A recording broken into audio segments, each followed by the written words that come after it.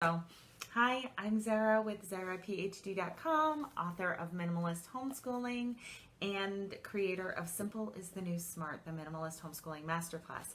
And today I want to continue. This is our fourth tutorial with some more baby steps about how you can start minimalist homeschooling today in your school. And so we're going to start today then with tip number 15, which was from the lectures. So actually, today it's going to be tip number 6 because I had to break it up a little differently. But be intentional about your breaks. So brainstorm in advance how you can spend a 5-minute, 10-minute, 15-minute, 1-hour break, right? Because when we get that time, if we just dawdle and surf Facebook or do whatever, we've had this break, but then we end up not feeling any more refreshed if we're not intentional about our breaks as well. And so I think this is a really good tip about being just really having your day filled with exactly what you need and what you love. You do need breaks, so make sure it's a break that is refreshing, something you'll look forward to, something that will energize you. And be really intentional about that as well so that your entire day can be filled with what you need, right? You need a break.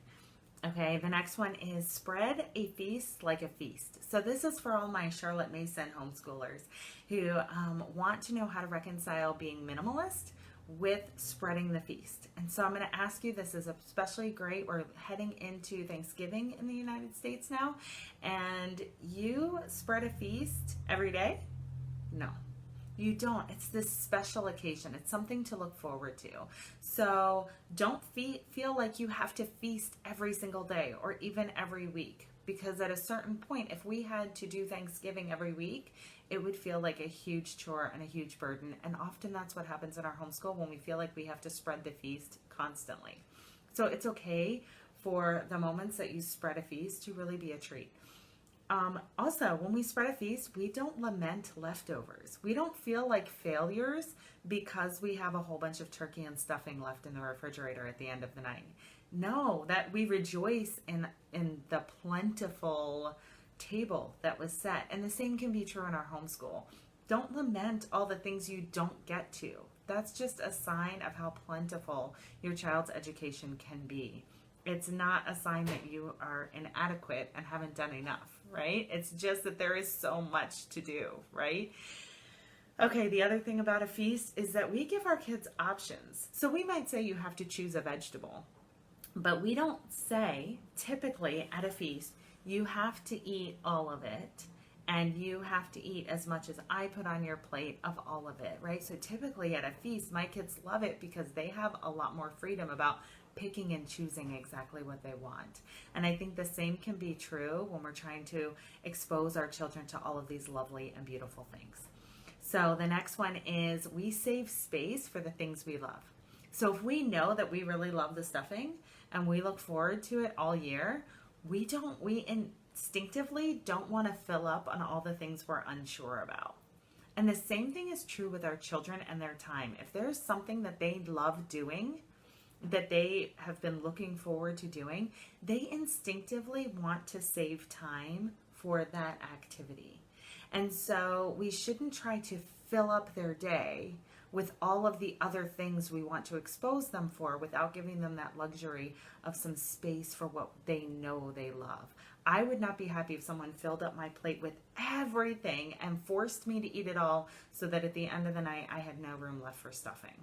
That would not make me happy. And so if we think about our child's time the same way, then it changes our perspective and how much we expose them to other things and how much we respect leaving them some space for what they know they love. Okay?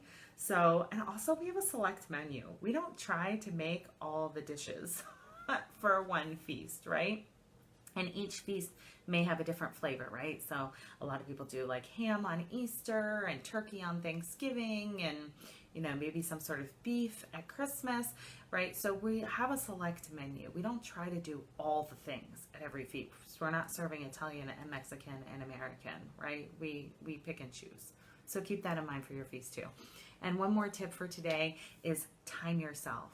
Be realistic about how long everything actually takes, not idealistic. So many people wonder how to fit everything into a day. And the better question is, how will you do your best homeschooling in the actual and limited time that you have available? Right? So it's great if you have a lesson plan that tells you that it's going to take 20 minutes to do everything. But if in reality it actually takes you 30 to 45 minutes to do it, you are going to end up stressed at the end of every day.